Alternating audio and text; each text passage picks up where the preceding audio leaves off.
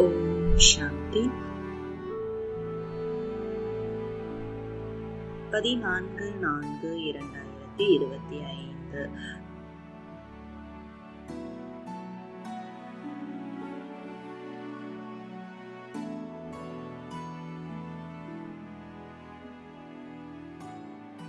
இனிமையான குழந்தைகளே, சுகம் மற்றும் துக்கத்தின் விளையாட்டை நீங்கள் அறிந்திருக்கிறீர்கள்.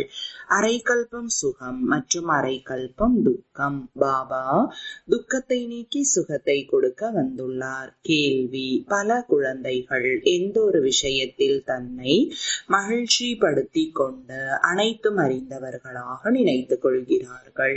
பதில்: நாம் சம்பூர்ணமாகிவிட்டோம், நாம் முழுமையாக தயாராகிவிட்டோம் என பலர் நினைக்கிறார்கள். இப்படி நினைத்து கொண்டு தன்னை மகிழ்ச்சிப்படுத்தி கொள்கிறார்கள். இதுவே அனைத்தும் அறிந்தவர் ஆவதாகும். இனிமையான குழந்தைகளே, இப்பொழுது அதிகமாக முயற்சி செய்ய வேண்டும் என பாபா கூறுகிறார். நீங்கள் தூய்மையாகிவிட்டால் தூய்மையான உலகம் தேவை. ராஜ்யம் ஸ்தாபனையாக வேண்டும். ஒருவர் மட்டும் போக முடியாது. பாடல்: தாயும் நீயே, தந்தையும் நீயே. ஓம் சாந்தி. குழந்தைகளுக்கு தனது அறிமுகம் கிடைத்திருக்கிறது. நாம் அனைவரும் ஆத்மாக்கள், அனைவரும் மனிதர்கள். பாபாவும் இவ்வாறே கூறுகிறார். பெரியவர் அல்லது சிறியவர், குடியரசுத் தலைவர், ராஜா, ராணி, அனைவரும் மனிதர்களே, அனைவரும் ஆத்மாக்கள். நான் அனைத்து ஆத்மாக்களின் தந்தை. எனவே என்னை பரம்பிதா, பரமாத்மா, அதாவது சுப்ரீம் என கூறுகிறார்கள் என்று இப்பொழுது தந்தை கூறுகிறார். ஆத்மாக்களாகிய நமக்கு அவர் தந்தை. நாம் அனைவரும் சகோதரர்கள் என குழந்தைகள் அறிகிறீர்கள். பிறகு பிரம்மா மூலமாக சகோதர சகோதரிகளின் உயர்ந்த தாழ்ந்த குலம் தோன்றுகிறது. ஆத்மாக்கள் அனைவரும் ஆத்மாக்களே. இதை நீங்கள் புரிந்து கொள்கிறீர்கள். மனிதர்கள் எதையும் புரிந்து கொள்ளவில்லை, தந்தையை யாரும் தெரிந்து கொள்ளவில்லை என உங்களுக்கு தந்தை புரிய வைக்கிறார். ஓ பகவான், ஓ தாய் தந்தையே என மனிதர்கள் பாடுகிறார்கள். ஏனென்றால் உயர்ந்ததிலும் உயர்ந்தவர் ஒருவர் வேண்டுமல்லவா? அவர் அனைவருக்கும் தந்தை, அனைவருக்கும் சுகம் கொடுப்பவர். சுகம் மற்றும் துக்கத்தின் விளையாட்டை கூட நீங்கள் அறிந்துள்ளீர்கள். அவ்வப்பொழுது சுகம் இருக்கிறது, அவ்வப்பொழுது துக்கம் இருக்கிறது என மனிதர்கள் புரிந்து கொள்கிறார்கள். அரை கல்பம் சுகம், அரை கல்பம் துக்கம் என்பதை புரிந்து கொள்ளவில்லை. சதோ பிரதான, சதோ ரஜோ தமோ உள்ளது அல்லவா?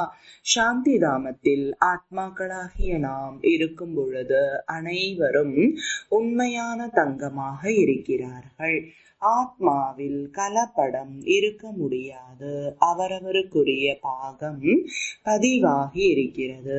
ஆனால் ஆத்மாக்கள் அனைவரும் தூய்மையாக இருக்கிறார்கள். அசுத்தமான ஆத்மா இருக்க முடியாது. இந்த சமயம் எந்த ஒரு தூய்மையான ஆத்மாவும் இங்கே இருக்க முடியாது. நீங்கள் பிராமண குல பூஷணர்கள், தூய்மையாகி கொண்டு இருக்கிறீர்கள். இப்பொழுது நீங்கள் தன்னை தேவதை என்று கூறிக்கொள்ள முடியாது. அவர்கள் முழுமையான நிர்விகாரிகள். உங்களை முழுமையான நிர்விகாரி என கூற இயலாது. சங்கராச்சாரியாராக இருந்தாலும் சரி, வேறு யாராக இருந்தாலும் சரி, தேவதைகளை தவிர யாரையும் கூற இயலாது.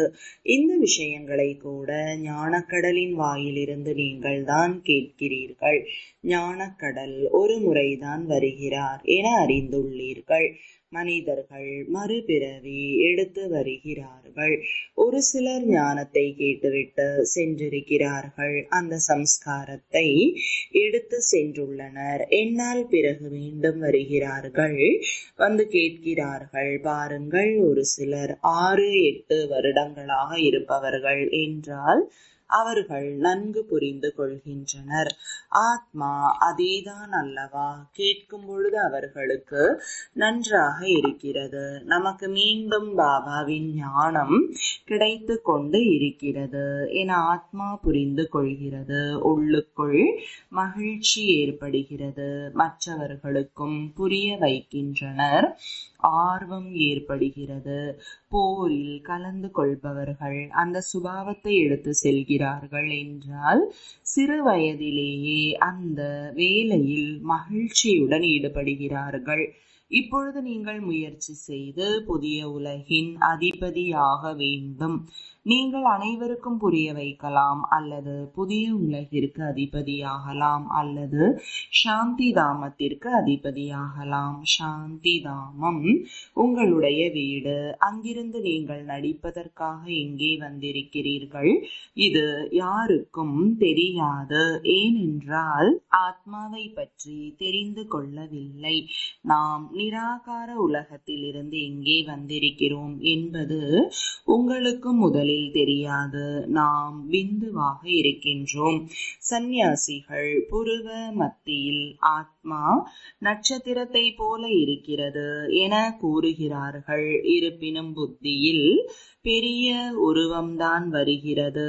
சாலி கிராமம் என்ற உடனேயே பெரிய ரூபம் என நினைக்கின்றனர். ஆத்மா சாலி கிராமம் ஆகும். யாகம் வளர்க்கும் பொழுது பெரிய பெரிய சாலி கிராமங்களை உருவாக்குகிறார்கள். பூஜை செய்யும் பொழுது சாலி கிராமத்தின் பெரிய வடிவம்தான் புத்தியில் தோன்றுகிறது. இது அனைத்தும் அறியாமை என பாபா கூறுகிறார். ஞானத்தை நான் தான் கூறுகிறேன், வேறு யாரும் உலகத்தில் கூற இயலாது.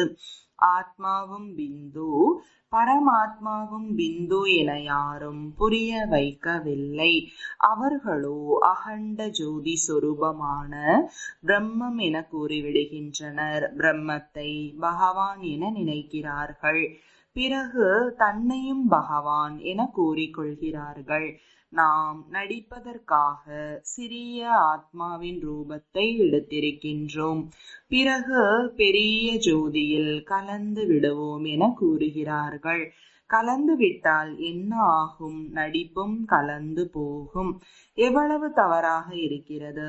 இப்பொழுது தந்தை வந்து ஒரு நொடியில் ஜீவன் முக்தியை கொடுக்கிறார். பிறகு அரை கல்பம் ஏணிப்படியில் இறங்கி வாழ்க்கை பந்தனத்தில் வருகிறார்கள். பிறகு தந்தை வந்து வாழ்க்கையின் பந்தனங்களில் இருந்து விடுவிக்கிறார். எனவே அவருக்கு சக்தி அளிக்கும் வள்ளல் என்று கூறப்படுகிறது. எனவே பதீத பாவனர் தந்தையை நினைக்க வேண்டும். அவருடைய நினைவினால் நீங்கள் தூய்மையாக மாறுவீர்கள். இல்லை என்றால் மாற முடியாது. உயர்ந்ததிலும் உயர்ந்தவர் ஒரு தந்தைதான். அநேக குழந்தைகள் நாம் முழுமையாகி விட்டோம் என்று நினைக்கிறார்கள். நாம் முழுமையாகி விட்டோம் என்று தன்னை மகிழ்வித்துக் கொள்கிறார்கள். இதுவே அனைத்தும் அறிந்தவர் ஆதலாகும். இனிமையான குழந்தைகளே, இப்பொழுது அதிகமாக முயற்சி செய்ய வேண்டும். நீங்கள் தூய்மையாகிவிட்டால் உலகமும் தூய்மையானதாக வேண்டும். ஒருவர் மட்டும் போக இயலாது.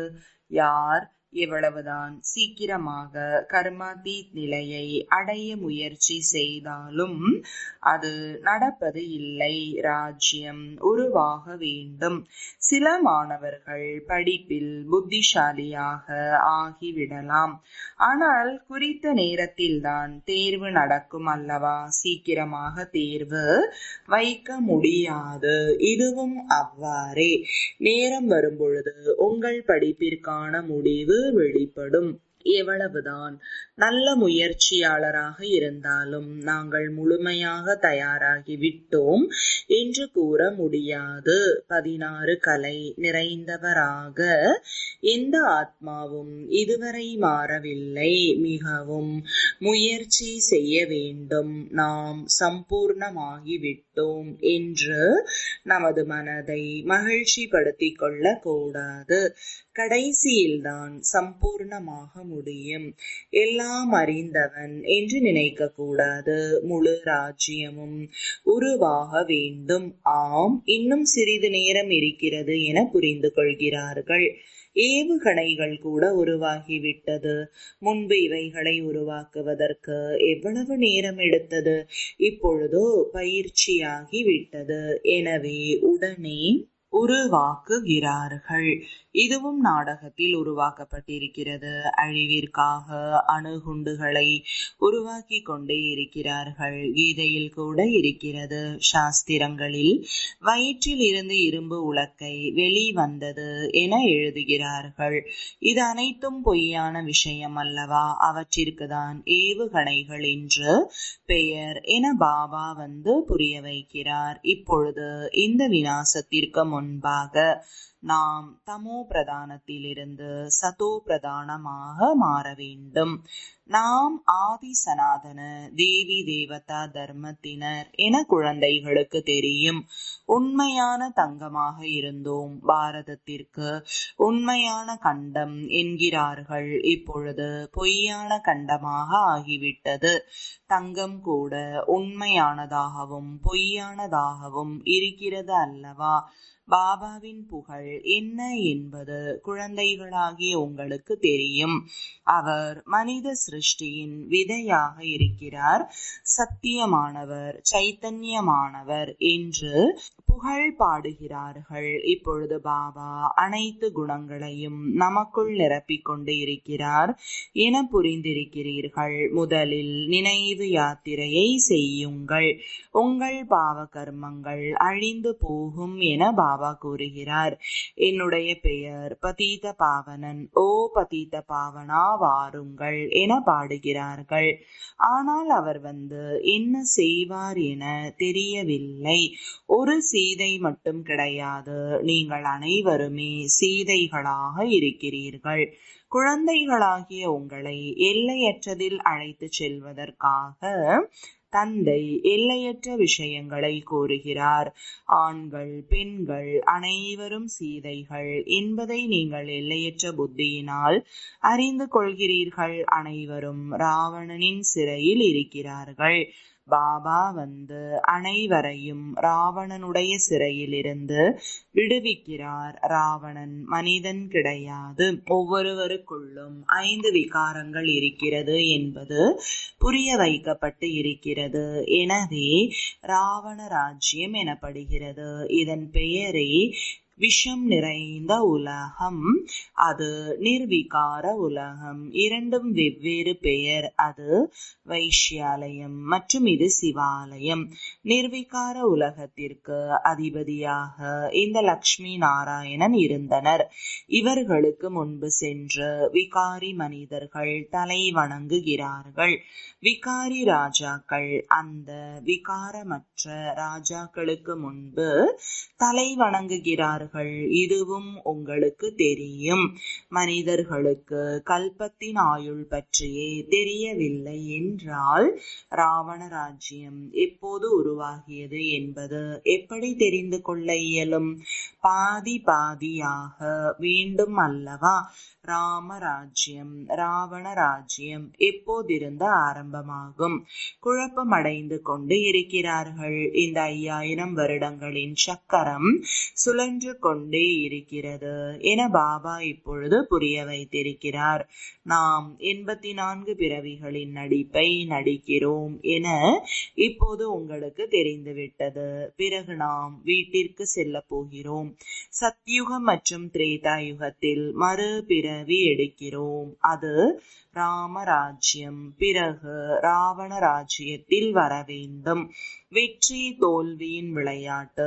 நீங்கள் வெற்றி அடைகிறீர்கள் என்றால் சொர்க்கத்திற்கு அதிபதியாக ஆகின்றீர்கள். தோல்வி அடைந்து விட்டால் நரகத்திற்கு அதிபதியாகி விடுவீர்கள். சொர்க்கம் தனி. யாராவது இறந்து விட்டால் வைகுண்ட பதவியை அடைந்து விட்டார் என்கிறார்கள். இப்பொழுது நீங்கள் கூற மாட்டீர்கள் சொர்க்கம் எப்போது தோன்றும் என உங்களுக்கு தெரியும். அவர்களோ ஜோதியோடு ஜோதியாக கலந்து விட்டனர், நிர்வாண தாமத்திற்கு சென்று விட்டனர் என்றும் கூறுகிறார்கள். ஜோதியோடு ஜோதியாக கலக்க முடியாது என நீங்கள் கூறுகிறீர்கள். அனைவருக்கும் சக்தி அளிக்கும் வள்ளல் ஒருவர்தான் என்று பாடப்பட்டு இருக்கிறது. சொர்க்கத்திற்கு சத்யுகம் என்று பெயர். இது நரகம், பாரதத்தின் விஷயம். மற்றபடி மேலே ஒன்றும் இல்லை. தில்வாடா ஆலயம் மேலே ஸ்வர்க்கத்தை காண்பித்து உள்ளனர். உண்மையில் சொர்க்கம் மேலே இருக்கிறது என நினைக்கிறார்கள். மேற்கூரையில் எவ்வாறு மனிதர்கள் இருப்பார்கள்? முட்டாள்கள் அல்லவா? இப்போது நீங்கள் தெளிவுபடுத்தி கூறுகிறீர்கள், இங்கேதான் சொர்க்கவாசிகளாக இருந்தனர் என உங்களுக்கு தெரியும். இங்கேதான் பிறகு நரகவாசிகளாக மாறுகிறார்கள். இப்பொழுது மீண்டும் சொர்க்கவாசியாக வேண்டும். இந்த ஞானமே நரனிலிருந்து நாராயணன் ஆவதற்கானது. சத்தியநாராயணன் ஆவதற்கான கதைகளை கூட சொல்கிறார்கள். ராமர் சீதையின் கதையை கூறுவது இல்லை. இது நரனிலிருந்து நாராயணனாக மாறுவதற்கான கதையாகும். உயர்ந்ததிலும் உயர்ந்த பதவி லக்ஷ்மி நாராயணன் உடையது. அவர்களுடையதோ 2 கலைகள் குறைந்து விடுகிறது. உயர்ந்த பதவியை அடைவதற்கு முயற்சி செய்யப்படுகிறது. ஒருவேளை முயற்சி செய்யவில்லை என்றால் சந்திர வம்சத்தை சார்ந்தவர்கள் ஆகிறார்கள். பாரதவாசிகள் தூய்மையை இழக்கும் பொழுது தனது தர்மத்தை மறந்து விடுகிறார்கள். கிறிஸ்தவர்கள் சத்தோவிலிருந்து தமோ பிரதானமாக ஆகிறார்கள். இருப்பினும் கிறிஸ்தவ சம்பிரதாயத்தினர் தான் அல்லவா ஆதி சனாதன தேவி தேவதா சம்பிரதாயத்தை சார்ந்தவர்கள்தான் தன்னை இந்து என்று கூறிக்கொள்கிறார்கள். நாம் உண்மையில் தேவி தேவதா தர்மத்தினர் என்பது கூட புரிந்து கொள்ளவில்லை. அதிசயம் அல்லவா? இந்து தர்மத்தை யார் உருவாக்குகிறார்கள் என நீங்கள் கேட்டால் குழப்பமடைகின்றனர். தேவதைகளை பூஜை செய்கின்றனர் என்றால் தேவதா தர்மத்தினர் அல்லவா? ஆனால் புரிந்து கொள்ளவில்லை. இதுவும் நாடகத்தில் நிச்சயிக்கப்பட்டு இருக்கிறது. உங்கள் புத்தியில் அனைத்து ஞானமும் இருக்கிறது. நாம் முதலில் சூரிய வம்சத்தினராக இருந்தோம். பிறகு மற்ற தர்மத்தினர் வருகிறார்கள். நாம் மறுபிறவி எடுத்துக்கொண்டே வருகிறோம் என நீங்கள் அறிகிறீர்கள். உங்களிலும் ஒரு சிலர் யதார்த்தமாக தெரிந்து கொள்கிறார்கள். பள்ளிக்கூடத்திலும் சில மாணவர்களின் புத்தியில் நன்கு பதிகிறது, சிலருடைய புத்தியில் குறைவாக பதிகிறது. இங்கே தேர்ச்சி பெறாதவர்களை சத்திரியர் என கூறப்படுகிறது. சந்திர வம்சத்திற்கு செல்கிறார்கள். 2 கலைகள் குறைந்து விட்டது அல்லவா? முழுமையாக ஆக முடியாது. இப்பொழுது உங்களுடைய புத்தியில் எல்லையற்ற வரலாறு புவியியல் இருக்கிறது. அவர்கள் பள்ளிக்கூடத்தில் எல்லைக்கு உட்பட்ட வரலாறு புவியியலை படிக்கிறார்கள். அவர்கள் யாருக்கும் மூலவதனம் சூட்சுமவதனத்தை பற்றி தெரியாது. சாது சந்நியாசிகள் போன்ற யாருடைய புத்தியிலும் இல்லை. மூலவதனத்தில் ஆத்மாக்கள் இருக்கிறார்கள் என்பது உங்களுடைய புத்தியில் இருக்கிறது. இது ஸ்தூல வதனம். உங்களுடைய புத்தியில் அனைத்து ஞானமும் இருக்கிறது. இது சுய தரிசன சக்கரதாரி சேனை. இந்த சேனை பாபாவையும் சக்கரத்தையும் நினைவு செய்கிறது. உங்களுடைய புத்தியில் ஞானம் இருக்கிறது. மற்றபடி ஆயுதம் எதுவும் இல்லை. ஞானத்தினால் சுயத்தின் தரிசனம் ஏற்படுகிறது. பாபா படைக்கக்கூடியவர். படைப்பின் முதலிடை கடைசியின் ஞானத்தை கொடுக்கிறார். இப்பொழுது படைக்கக்கூடியவரை நினைவு செய்தால் பாவ கர்மம் அழியும் என்பது பாபாவின் கட்டளை. யார் எவ்வளவு சுய தரிசன சக்கரத்தை சுற்றக்கூடியவராக ஆகிறார்களோ, மற்றவர்களை ஆக்குகிறார்களோ, அதிகமான சேவை செய்கிறார்களோ, அந்த அளவு உயர்ந்த பதவி கிடைக்கும். இது பொதுவான விஷயமாகும். பாபாவை மறந்த காரணத்தினால்தான் கீதையில் கிருஷ்ணரின் பெயரை போட்டு இருக்கிறார்கள். கிருஷ்ணரை பகவான் என்று கூற முடியாது. அவரை தந்தை என்றும் கூற முடியாது. சொத்து தந்தையிடமிருந்து கிடைக்கிறது. பதீத பாவனர் என்று பாபாவிற்கு கூறப்படுகிறது. அவர் திரும்ப வரும்பொழுதுதான் நாம் வீட்டிற்கு, சாந்தி தாமத்திற்கு திரும்புகிறோம். மனிதர்கள் முக்திக்காக எவ்வளவு தலையை உடைத்துக் கொள்கிறார்கள். நீங்கள் எவ்வளவு எளிதாக புரிய வைக்கிறீர்கள். பதீத பாவனர் பரமாத்மா என்றால் கங்கையில் நீராட ஏன் செல்கிறீர்கள் என கேளுங்கள். கங்கையின் கரையில் சென்று அங்கேயே இறக்க வேண்டும் என அமர்ந்து கொள்கிறார்கள். முன்பு வங்காள தேசத்தில் யாராவது இறக்கும் தருவாயில் இருந்தால் கங்கைக்கு கொண்டு சென்று ஹரிநாமத்தை சொல்ல செய்தனர். அவர்கள் முக்தி அடைந்து விட்டனர் என நினைத்தார்கள். இப்பொழுது ஆத்மா சென்று விட்டது. அது தூய்மையாகவில்லை. ஆத்மாவை தூய்மையாக மாற்றக்கூடியவர் தந்தைதான். அவரைதான் அழைத்தார். இப்பொழுது என்னை நினைவு செய்தால் பாவ கர்மம் அழியும் என பாபா கூறுகிறார். பாபா வந்து பழைய உலகத்தை புதியதாக மாற்றுகிறார். மற்றபடி புதியதை படைக்கவில்லை. நல்லது. இனிமையிலும் இனிமையான காணாமல் போய் கண்டெடுக்கப்பட்ட செல்லமான குழந்தைகளுக்கு தாயும் தந்தையுமாகிய பாப்தாதாவின் அன்பு நினைவுகள் மற்றும் காலை வணக்கங்கள். ஆன்மீக குழந்தைகளுக்கு ஆன்மீக தந்தையின் வணக்கங்கள். ஆன்மீக தந்தைக்கு ஆன்மீக குழந்தைகளின் அன்பு நினைவுகளும் வணக்கங்களும். தாரணைக்கான முக்கிய சாரம். முதலாவது, பாபாவிற்குள் என்ன குணங்கள் இருக்கிறதோ அதை தனக்குள் நிரப்பிக் கொள்ள வேண்டும். தேர்வுக்கு முன்பாகவே முயற்சி செய்து தன்னை முழுமையாக தூய்மையாக ஆக்கிக் கொள்ள வேண்டும். இதில் நான் அனைத்தையும் அறிந்தவன் என்று இருக்கக்கூடாது. சுய தரிசன சக்கரத்தை சுற்ற வேண்டும்.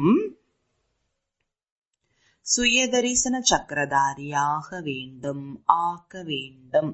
அப்பா மற்றும் சக்கரத்தை நினைக்க வேண்டும். எல்லையற்ற தந்தை மூலமாக எல்லையற்ற விஷயங்களை கேட்டு தனது புத்தியை எல்லையற்றதாக வைத்துக் கொள்ள வேண்டும். எல்லைக்குட்பட்டதில் வரக்கூடாது. வரதானம். சுயஸ்திதியின் மூலம் சூழ்நிலைகளின் மீது வெற்றியை அடையக்கூடிய சங்கமயுகத்தின் வெற்றி ரத்தினம் ஆகுக. விளக்கம். சூழ்நிலைகள் வெற்றி அடைவதற்கான சாதனம் சுயஸ்திதி. இந்த தேகம் கூட என்னுடையது அல்ல. சுயத்தின் நிலை மற்றும் சுய தர்மம் எப்பொழுதும் சுகத்தின் அனுபவத்தை செய்ய வைக்கும். மற்றும் இயற்கையின் தர்மம், அதாவது பிற தர்மம், தேகத்தின் நினைவு ஏதாவது ஒரு விதத்தில் துக்கத்தின் அனுபவத்தை செய்விக்கும். ஆகையால் யார் எப்பொழுதும் சுயத்தின் நிலையில் நிலைத்திருக்கிறார்களோ அவர்கள் சுகத்தை அனுபவம் செய்வார்கள். அவர்களிடம் துக்கத்தின் அலைகள் வர இயலாது. அவர்கள் சங்கமயுகத்தின் வெற்றி ரத்தினம். ஸ்லோகன். மாற்றத்தின் சக்தியின் மூலம் வீணான சங்கல்ப ஓட்டத்தின் வேகம் முடிந்து போகட்டும். அவ்யக்த சமிஞ்சை இணைந்த ரூபத்தின் நினைவு மூலமாக எப்பொழுதும் வெற்றியாளராக ஆகுங்கள். மனிதர்கள் கூறுகிறார்கள், எங்கு பார்த்தாலும் நீயே நீ. ஆனால் நாம் கூறுகிறோம், என்ன செய்தாலும் எங்கு சென்றாலும் பாபா என் கூடவே உள்ளீர்கள். எப்படி காரியங்கள் கூடவே இருக்கிறதோ அதே போல காரியங்களை செய்யக்கூடியவரும் கூடவே இருக்கிறார். செய்யக்கூடியவர், செய்விக்க கூடியவர் இருவரும் இணைந்தே இருக்கிறார்கள். ஓம் சாந்தி.